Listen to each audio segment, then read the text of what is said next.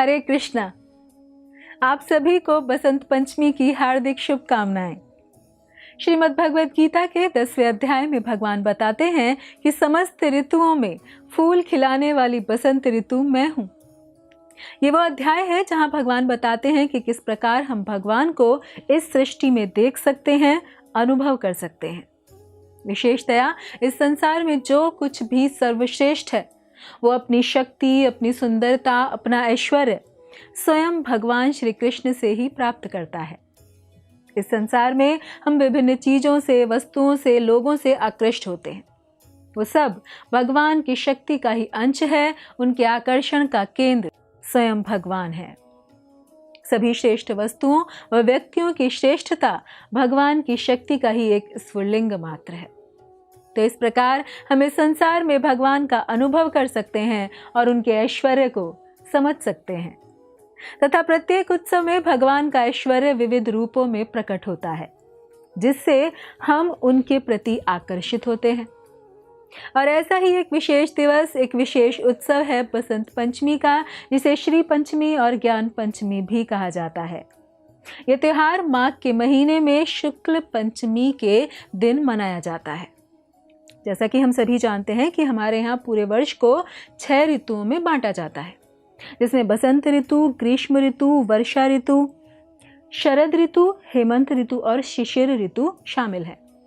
और इन सभी ऋतुओं में से बसंत को सभी ऋतुओं का राजा माना जाता है तथा बसंत पंचमी के दिन से बसंत ऋतु की शुरुआत होती है। इसी कारण इसे बसंत पंचमी कहा जाता है। तो इस बसंत ऋतु में खेतों में फसलें लहलहा उठती हैं और फूल खिलने लगते हैं।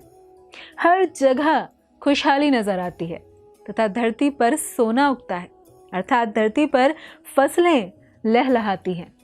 तथा ज्योतिष के मुताबिक बसंत पंचमी का दिन अबूझ मुहूर्त के तौर पर जाना जाता है और यही कारण है कि नए काम की शुरुआत के लिए यह एक अच्छा दिन होता है।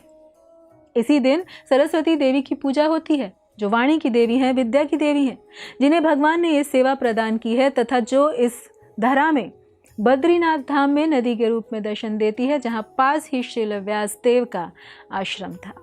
तथा भगवान ने ही गीता में ही कहा है कि समस्त विद्याओं में मैं अध्यात्म विद्या हूँ। अध्यात्म अर्थात वह विद्या जिससे हमें ज्ञान होता है कि हम कौन हैं, भगवान कौन है और उनसे हमारा संबंध क्या है। तो जो भी इस दिशा में प्रयास करता है उस पर सरस्वती देवी विशेष कृपा करती हैं। इसी कारण हम देखते हैं कि ऋषि मुनियों का ज्ञान व वाणी अत्यंत प्रभावी होती है, क्योंकि वे अपना समस्त जीवन अध्यात्म के अध्ययन चिंतन में लगाते हैं, जो स्वयं भगवान का स्वरूप है। अर्थात इससे हमें समझ में आता है कि सरस्वती देवी भगवान के भक्तों पर अपना विशेष अनुग्रह बरसाती हैं, जिसके शास्त्रों में अनेक उदाहरण हैं। तथा बसंत ऋतु में ही बसंत रास भी मनाया जाता है, जिसके लिए जयदेव गोस्वामी गीत गोविंद में वर्णन करते हैं। भगवान श्री कृष्ण तथा उनकी सर्वोच्च भक्त गोपियों के मध्य हुई एक रासलीला का, जो बसंती रासलीला के नाम से जानी जाती है, जो गोवर्धन पर्वत पर हुई थी।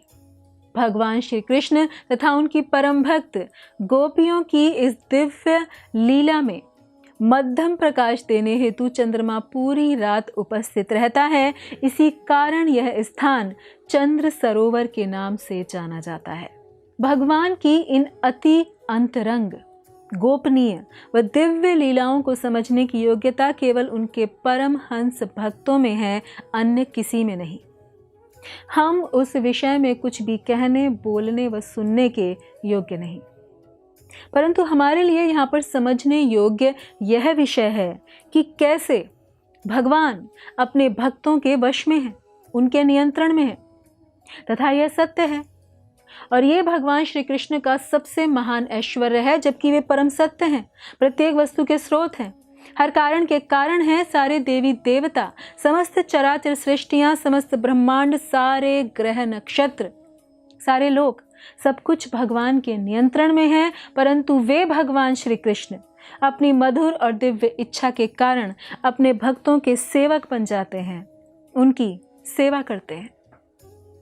तथा वास्तव में यदि गहराई से देखें तो भगवान की जितनी भी लीलाएं हैं वे उनके भक्तों को प्रसन्नता देने हेतु ही तो रची गई हैं।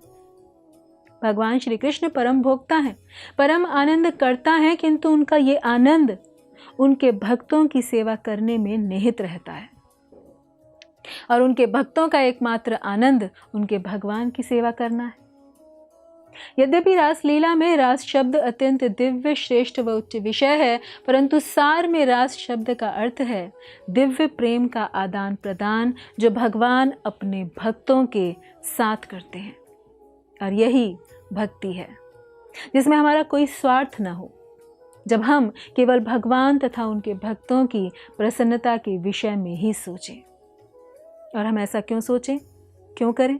क्योंकि जब भगवान श्री कृष्ण अपने पूरे अस्तित्व को अपने भक्त को आनंद देने हेतु न्यौछावर कर देते हैं, तो जरा सोचिए कि फिर हमारा उनके भक्तों की सेवा करना उन्हें कितना प्रसन्न करेगा। व जिस सीमा तक हम ये कर पाएंगे उतना ही भक्ति की मधुरता का आस्वादन कर पाएंगे। तो आइए इस बसंत पंचमी पर, जो कि प्रकृति का उत्सव है, हम सब भी बसंत ऋतु के समान हमारे हृदय में भक्ति व समर्पण के पुष्प विकसित करें व भगवान तथा उनके भक्तों की सेवा करने का प्रण लेकर इस संसार रूपी बगीचे को अपनी सुंदरता व सुगंध से महकाते रहें। धन्यवाद। हरे कृष्णा। ऐसे ही और भक्तिमय कार्यक्रमों के लिए देखिए हरे कृष्णा टेलीविजन। इसे प्राप्त करने के लिए आप अपने केबल अथवा DTH ऑपरेटर से संपर्क करें तथा और अधिक जानकारी के लिए आज ही डायल करें 8767 845